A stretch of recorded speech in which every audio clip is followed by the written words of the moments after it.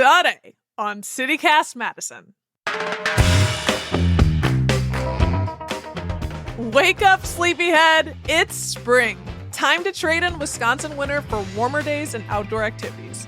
But wait, what's that I hear? You feel sluggish? That's normal. In fact, standard this time of year, says internationally recognized Ayurvedic practitioner and owner of Kosha Spa, Shilpa Shankaran. Ayurveda is an ancient Indian tradition that pays close attention to the seasons with a set of self-care rituals to promote health and vitality during seasonal change. So we sat down with Shilpa to get her top Ayurveda self-care tips for spring. It's Wednesday, April 24th. I'm Bianca Martin, and here's what Madison's talking about.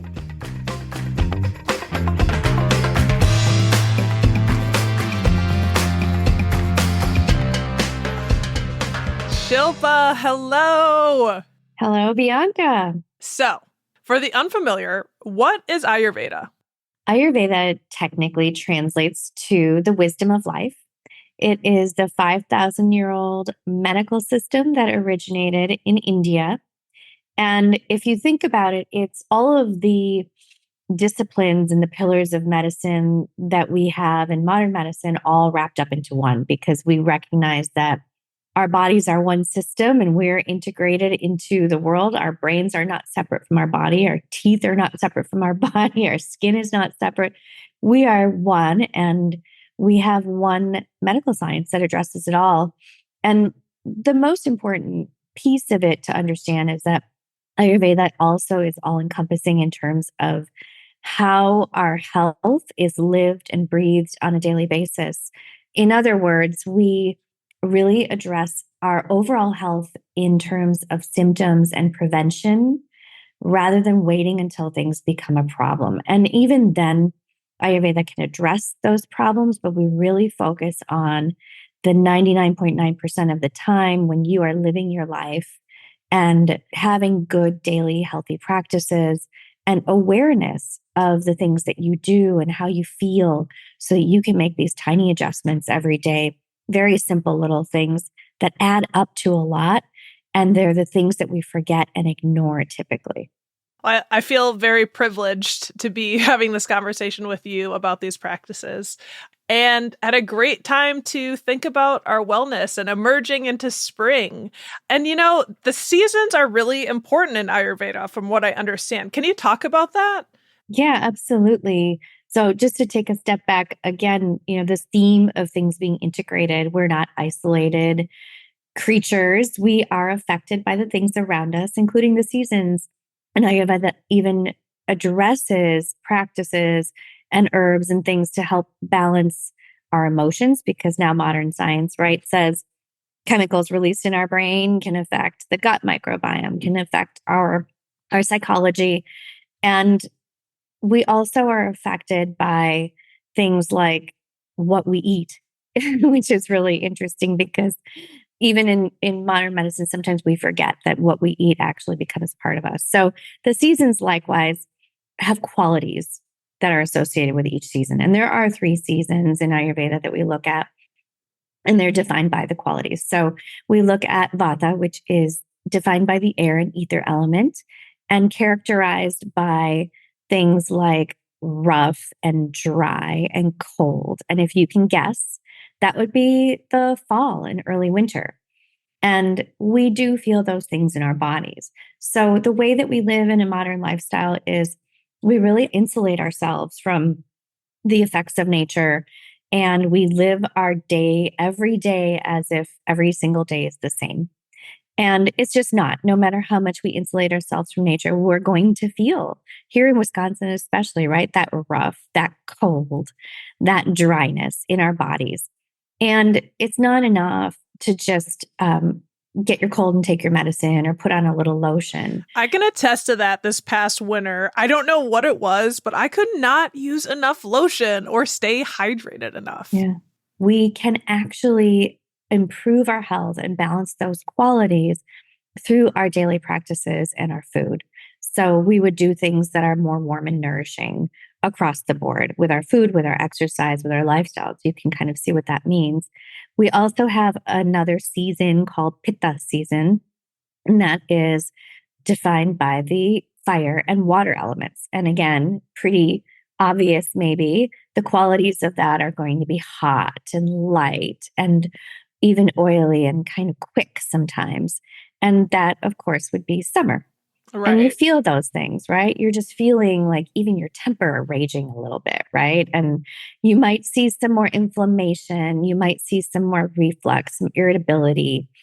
Those things can be prevented and can be at least minimized with the things you do in your diet, which are the opposite of the qualities I just mentioned. So when you think about cool and calm and a little more smooth, we're going to have the ability to really regulate and help ourselves feel better during that season. Again, in Wisconsin, we have such extremes. So it really helps us to think about those seasons. And the final season is the kapha season, which we're in right now. We're kind of hopefully heading out of pretty soon, getting more into that warm summer weather.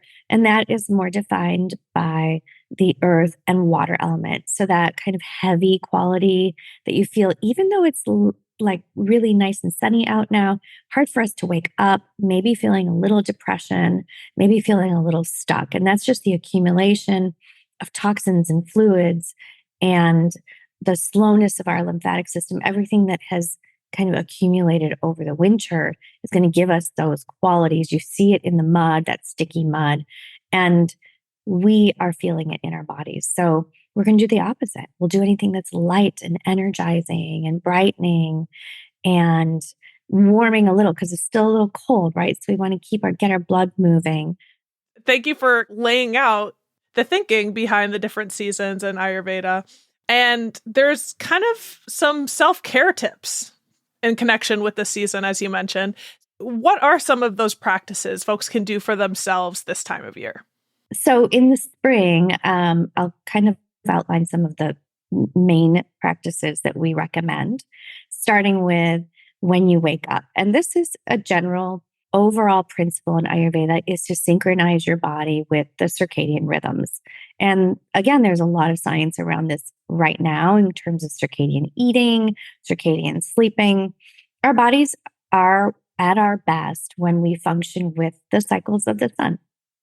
And so when we are in this season, as the days are starting to get longer, we want to wake up a little earlier. And we don't want to sleep in past 6:30. That starts to put us into a different sleep cycle, which if you wake during this sleep cycle, you kind of still feel like you're in a dream state, right? So you want to wake up before 6:30, very energized, practice some gratitude. Maybe that's when you get your movement. It's a good time of day to move your body. I think more rigorous, the better at this time of year. Again, to balance that slow, sticky kind of heavy quality. We want to do anything light and bright. This is the good time to go for a jog, as compared to summer when running in the heat is probably not the best activity. But right now it is. Do anything rigorous and wake up. And the first thing you might want to do is have a glass of warm lemon water, because what we're really trying to do at this time of year is detoxify and shed and rejuvenate all of the tissues, keep your circulation moving. And the lime water will actually detoxify the body. It stimulates peristalsis, so you can actually have a bowel movement first thing in the morning and detox yourself. And it purifies the system and gets the kidneys going. Folks listening, thinking about when winter comes up, I'm storing up for the winter. We eat we eat a lot, a lot more, and we're inside, so that makes sense. Maybe some time for detoxifying. Exactly. We actually do a spring cleanse, and we just cleanse twice a year, spring and fall, during the seasonal transition to prepare our bodies for that seasonal change. I'm in the middle of that cleanse right now. I'm on my 6th day, and ooh la la, it's fun, but I feel amazing. I feel light and clear. And even if you're not doing a full cleanse, practicing these things will really help you brighten and detox. And so you're going to start with that lemon water in the morning. And it is great if you have a dry brush, or even without a dry brush, to do some rigorous kind of brushing of the skin toward the heart, toward the lymphatic system. It moves the lymph toward where it needs to go, where which are the lymph nodes, which are actually going to help process and pull out your toxins. Yeah. So dry brushing I didn't know about dry brushing or a dry brush for that matter for a long time. So if you haven't heard of it, it's a literal brush that you use on your skin, but like you're not tearing your skin up, but you're not wet. You're it's like in the name, but I don't know. I've seen them at, I don't know, the co-op. You can get it anywhere. But it is also my introduction to Ayurveda was through Abhyanga, self-massage, which was, I think, a similar principle if people have heard of that. Yeah, it's so invigorating. It actually will improve your mood and it wakes up the brain and wakes up the circulation. It feels amazing. And after you've done that, it is a good idea to do self-Abhyanga, as you mentioned. You get some warm oil. And I just want to say, in general, most of these practices are good for everybody for the season. But if you find that you have more of a Vata constitution, which is like a light, you have more anxiety, you have more dryness in the body, just go a little easy on the dry brushing because it's maybe overstimulating. But the self-Abhyanga is a warm oil massage. It was practiced on me as a baby, and it's practiced on mamas, and it's practiced in India as a daily habit because it delivers beautiful herbal oil right into the tissues and into the bloodstream. And it also is detoxifying and purifying when you wash it off. And the act of applying the oil, the word for oil is sneha, which is also the word for love. And it really regulates the nervous system, which is so important if you think about nowadays, we're hearing a lot about regulation of the nervous system. If you regulate your nervous system, your body can get out of that fight or flight mode and be ready to heal and ready to take on whatever else you have going on in your life to cope with the ups and downs that we normally need to cope with. So that daily regulating of the nervous system is such a beautiful thing with the warm oil massage. And it's detoxifying. I mean, it has so many benefits. It's really wonderful. And by the way, we do have instructions on how to do this on our website as well. A lot of these practices are on our website. I went online to learn about self-Abhyanga and I made my own little oil. I use I think almond oil and maybe put some lavender essential oil in there. Nice. That's just the morning. And in truth, all of these things maybe take 20 minutes. I have 2 small kids and I still manage to do everything but the Abhyanga because that takes a little more time. I do that once a week or every few days. But everything else, it just becomes like brushing teeth. And speaking of which, I forgot a very important one, which is not seasonal. You should do it every day. It's scraping your tongue. And your body takes out the trash in the middle of the night. It restores and it is healing and is pushing toxins out into your mouth. So you want to get those out in the morning. That even helps stimulate the digestion. It has so many great benefits as well. And then I think the most important thing is to think about your food, right? Think about those qualities. Right now, in Ayurveda, opposites balance and like attracts like. So if we're trying to balance out the heavy, sticky qualities, then we are looking for light, right? And we're looking for things that are maybe even more astringent because we're carrying that extra weight, the water weight that we're retaining. So we want to do things like drink your dandelion tea, have your good arugula salad. There's such beautiful greens that are coming up now at the farmers markets. Eat your beets, have some light soups, and think about just kind of cleansing and purifying and detoxing. The things you want to stay away from right now is anything cold and hard and sticky, like heavy cheeses, a lot of eggs, a lot of red meat. Those things are going to also be creating a lot of that mucus and the things that are going to keep us sick right now. This is the cold and allergy season, right? So we don't want to congest ourselves with anything heavy and sticky. We want to keep everything going, drinking lots of warm water all day long.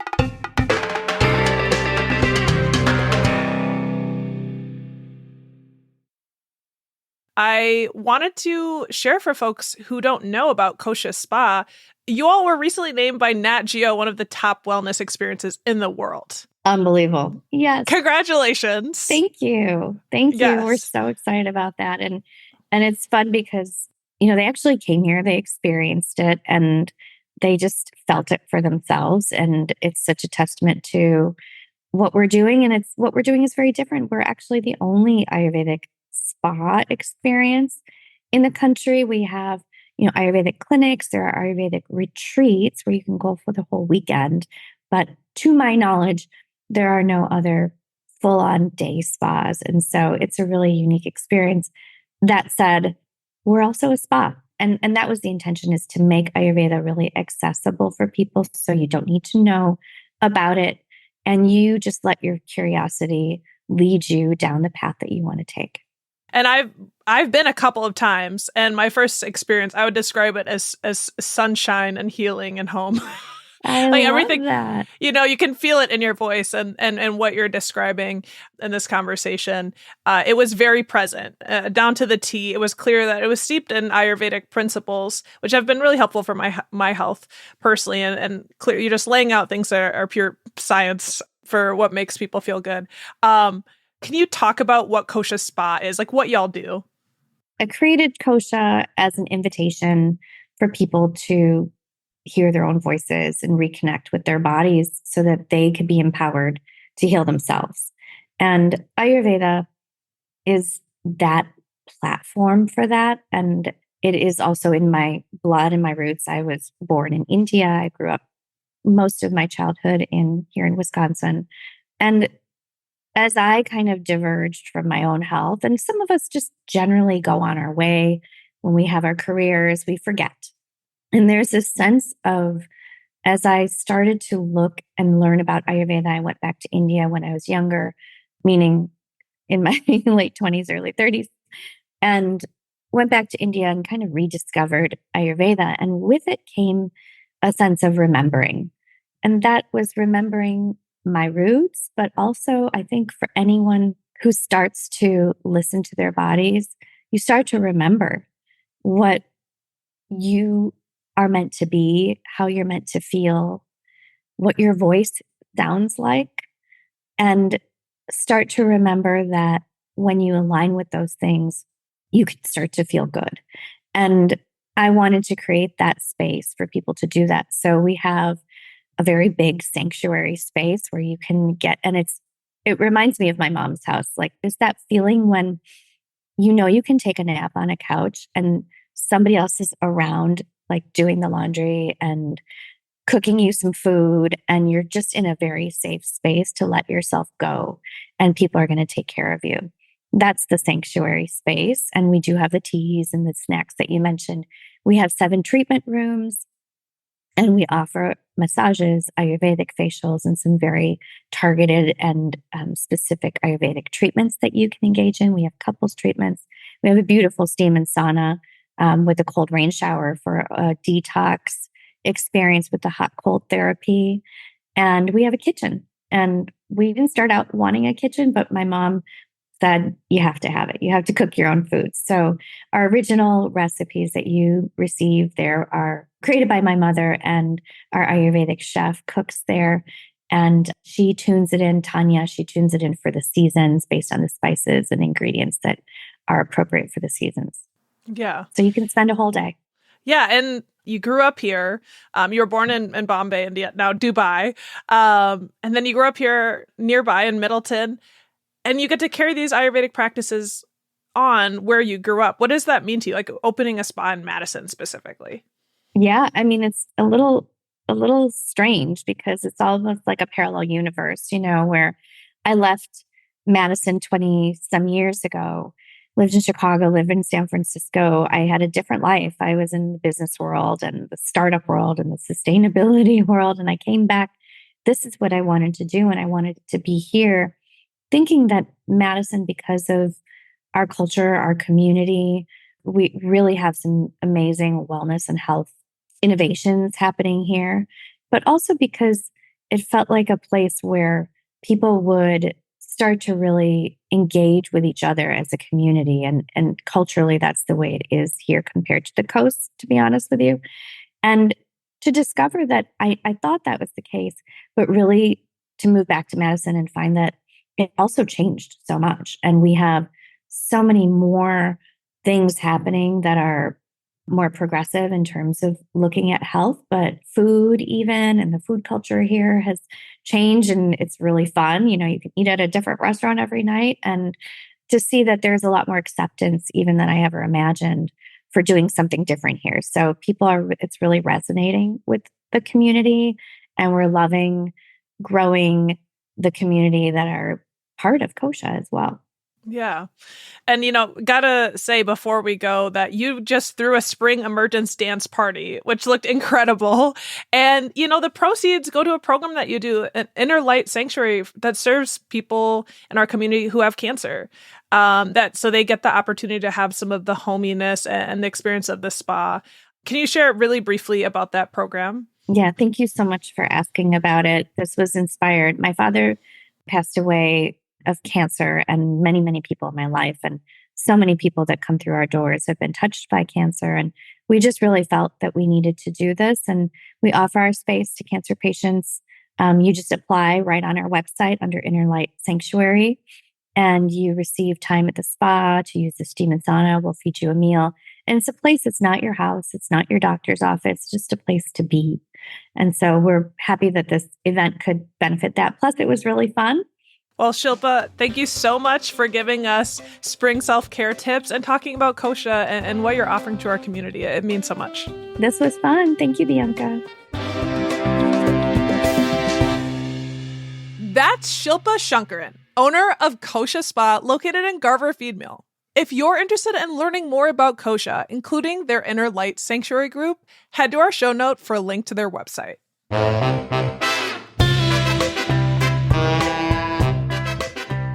That's all for today here on CityCast Madison. I'm Bianca Martin. If you enjoy this show, why not share this episode with your friend most likely to look you in the eyes and say, treat yourself. We'll be back tomorrow morning with more stories from around the city. Until then, take very good care.